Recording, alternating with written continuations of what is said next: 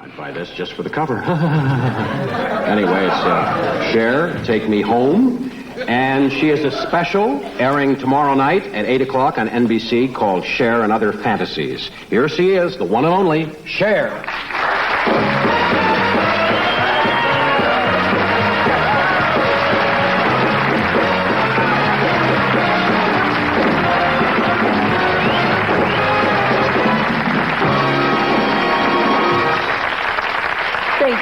Hi. Hi. I don't think we've ever met before, have we? I know, not till just right this second. Right this second.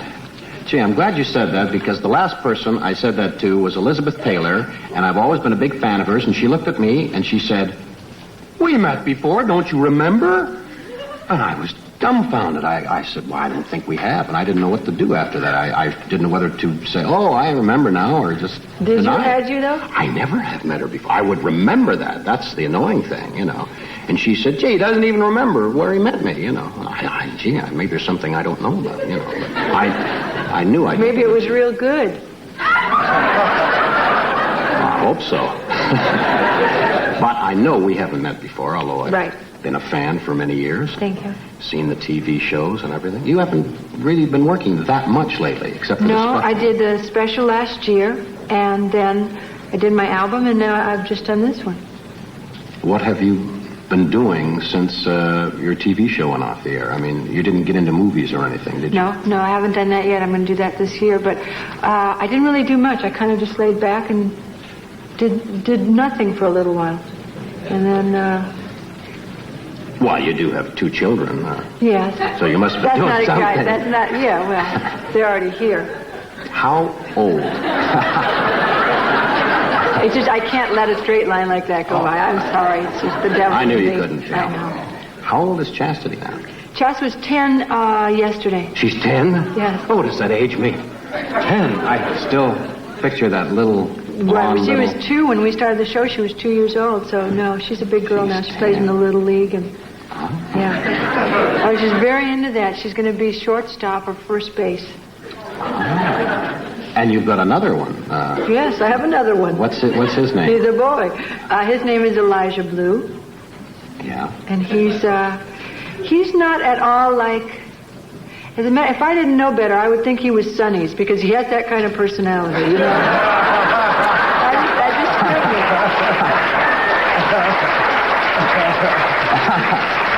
And he's short. Yes. No, he's real tall. He's 2.5, and he's almost as tall as Sonny right now. Oh, that's funny.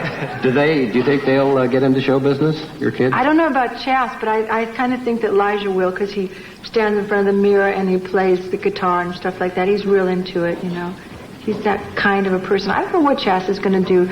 She's real serious right now about everything that she does, and so I'm not sure what she's going to end up doing. Well, it's just a phase they go through.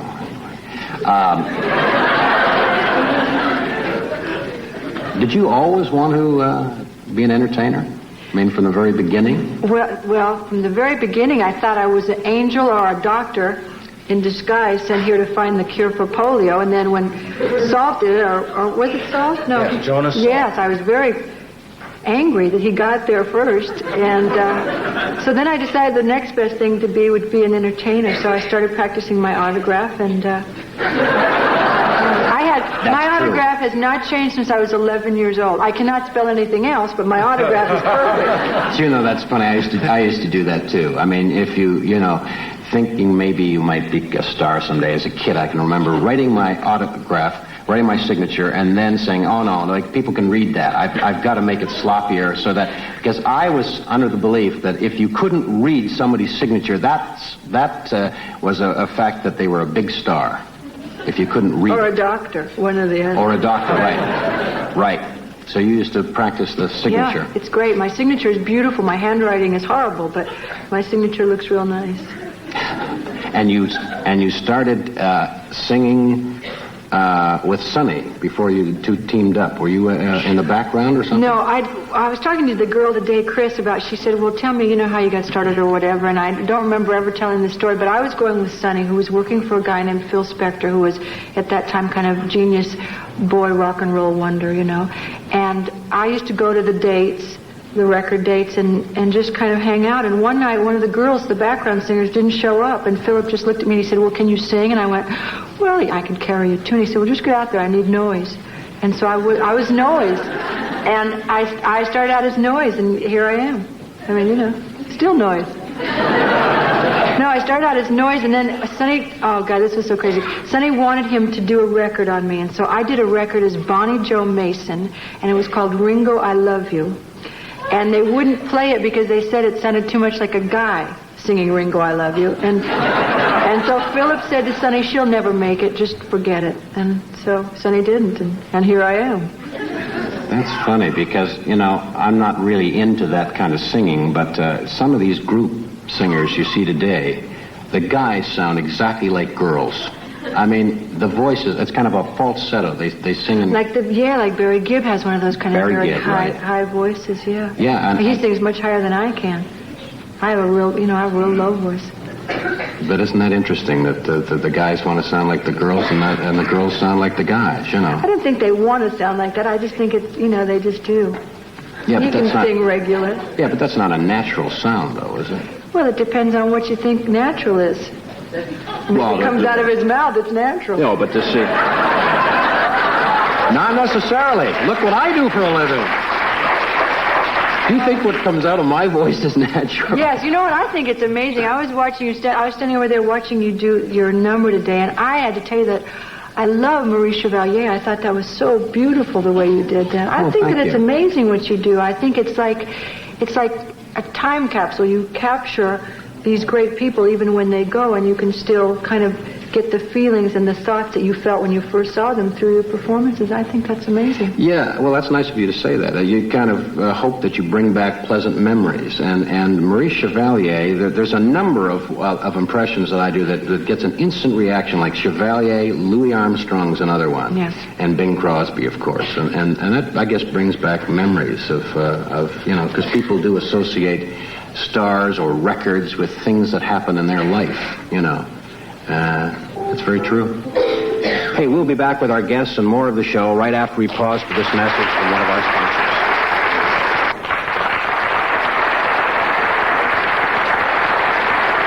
We are talking to Cher. That's your full name, isn't it, Cher? It is now, yeah. You had to change or something, did you? Yes. I didn't even know you could do that, but of course you can change it to anything you want. No, well, you can change your name to anything you want, but it's real difficult to have only one name. There are not a lot of people. They don't do it very often. Liberace, I suppose. Yes. Has done it. Cher. I think that's great. People then call you Cher.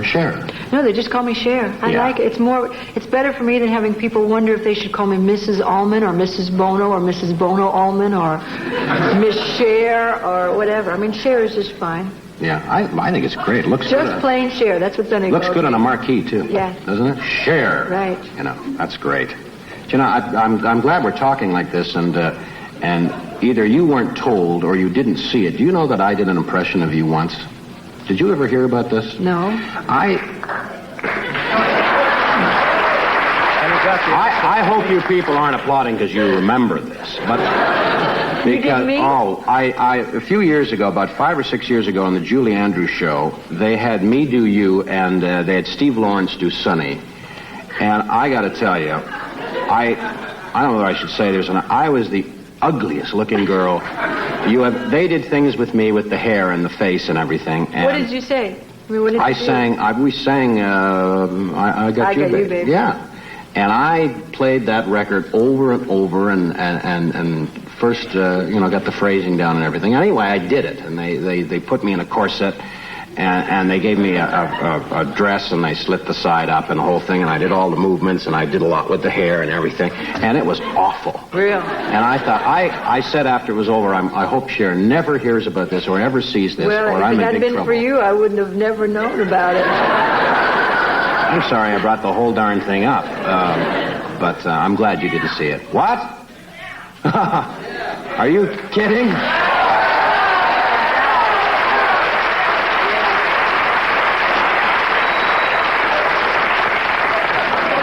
Moving quickly along, I understand that you've got a special on NBC tomorrow night. Yes, I do.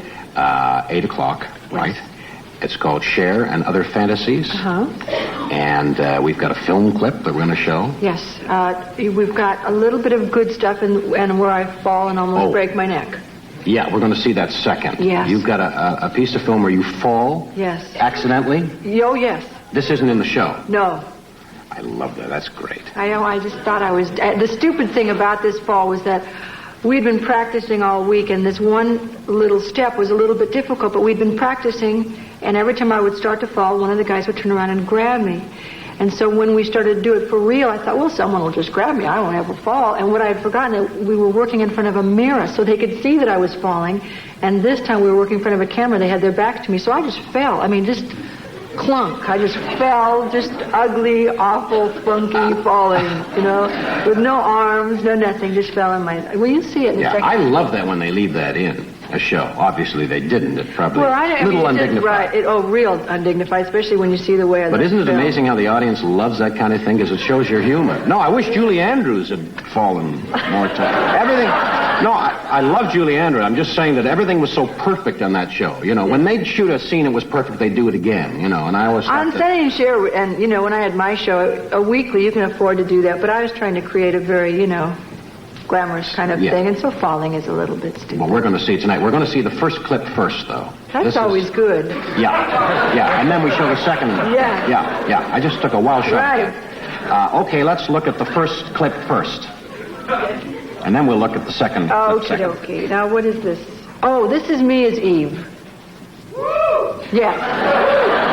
And they think I could imitate that. And the opening of the show, we go through the history of costume, and I have like 25 dresses on in the first number, which is Ain't Nobody's Business, which I always thought was a good idea for my life's song. It was so much fun. It was, especially that one. And then that's the Time dress. I wore that on the cover of Time, and that's the cover of the album. The album, yeah. And we worked in this terrific building called the Bradbury Building, and that's it. Give my regards to the hostess. I think you may recognize her.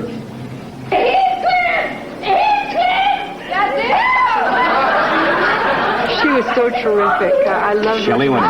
That was wonderful. I'll never be hungry again, and neither will my little sister Cher.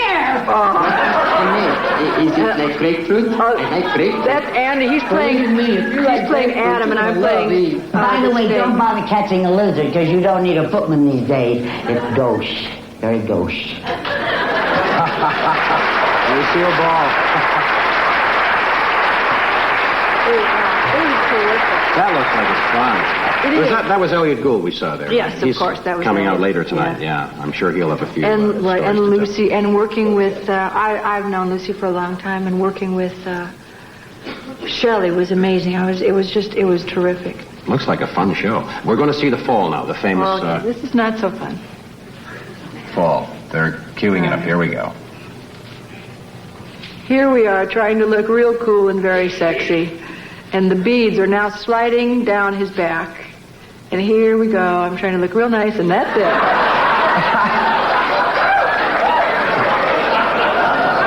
And that's me crying. Oh.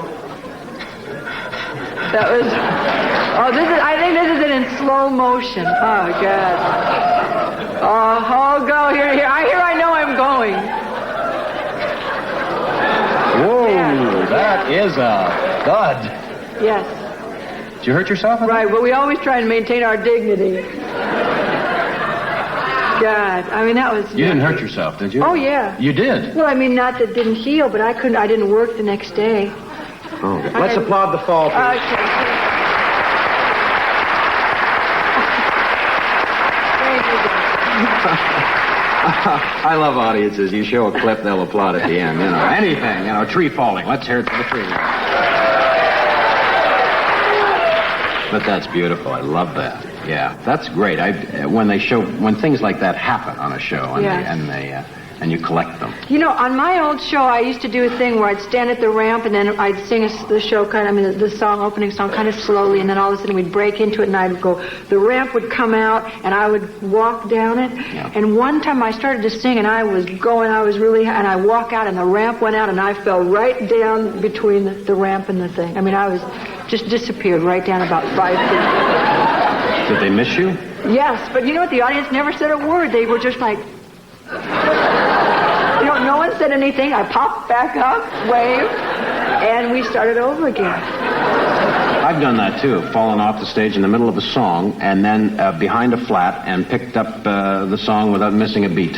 On stage? Yeah, on stage. I was, and the ironic part was I was doing Bing Crosby at the time. Isn't that a little spooky? You remember when Bing had that awful fall? Right. And I was doing Bing and fell off the stage doing Bing, and that was spooky. But I never missed a beat. That's carrying an impression too far. But I just disappeared, and then you just heard me go on singing, and I struggled up, climbed up the thing, hair all messed up, clothes ripped, and I just went on and finished the song. Probably they think it's part of the show, you know? They always do. Whenever you make a mistake on stage, the audience always says, "Oh, wasn't that part of the show?" Like one night I was doing Tom Jones on stage, true story, did the famous Tom Jones swivel hips bit, ripped my pants so badly it was unbelievable. And everyone laughed and everything, big joke, and I had to go off stage, get another pair of trousers and come out, and everybody thought it was part of the act and wanted to know if I did that every show, I said, no, it's very expensive. Anyway, it was one of my bigger openings in Vegas. Stay with us. We'll return right after this commercial break.